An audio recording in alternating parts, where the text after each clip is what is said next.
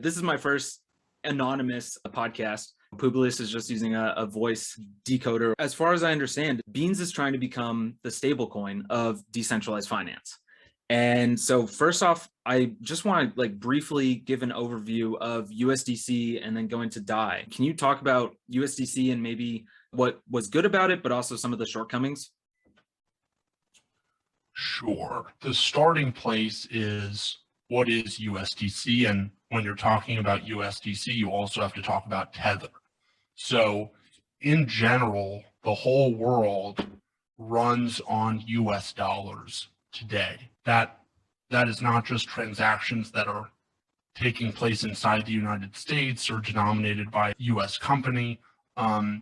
Global trade in general, the vast majority of it is denominated in dollars. Even if it's two countries that don't operate in dollars, they denominate their trade in dollars.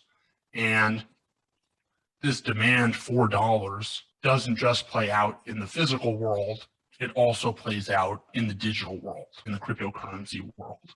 And so as useful as technology like Bitcoin and Ethereum and other blockchain networks is, and in spite of all of the incredible innovations that they facilitate or help facilitate, for the time being, there remains an immense amount of demand for US dollars.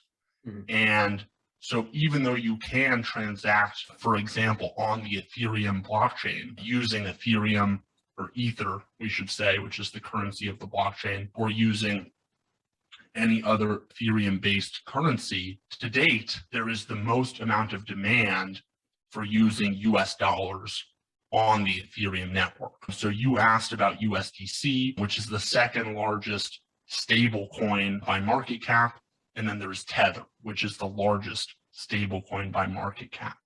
And both USDC and Tether are run by companies, and the general model for these companies is they say, okay, you want US dollars on the block, but dollars exist here in the physical world, not on the blockchain. Mm-hmm. And so what we'll do is you can take your dollars in the physical world, you can leave them with us, you can trust us to hold on to your dollars in the physical world, and we will issue on the Ethereum blockchain or potentially another blockchain, one USDC or one Tether. And the companies are basically attesting or asserting that they will hold on to your capital. And because every dollar that they issue on the blockchain, they say they will not issue it unless they have a dollar in their bank account underlying that dollar, there's a reasonable expectation that that coin should be worth $1.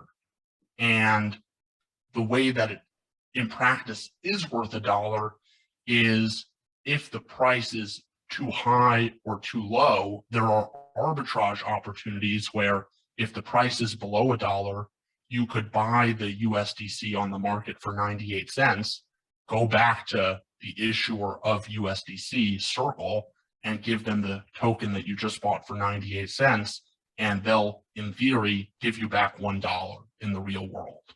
And the same thing works if the price is too high in the other direction.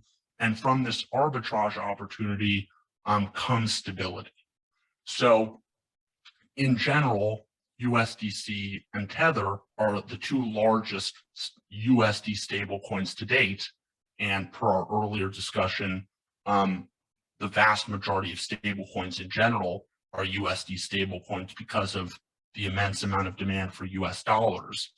And this collateralized model, a centralized collateralized model where you're trusting one company to hold on to the collateral, has worked in the sense that they are the most successful stablecoin to date. There's over $100 billion of Tether and tens of billions of USDC. And accordingly, they're certainly adding a lot of value currently to the crypto space. The problems are obviously that you have to trust a centralized party, which is against the ethos of cryptocurrency and decentralization in general. But then there's also an economic problem which we will talk about in a bit as we get to Beanstalk and why Beanstalk is significantly better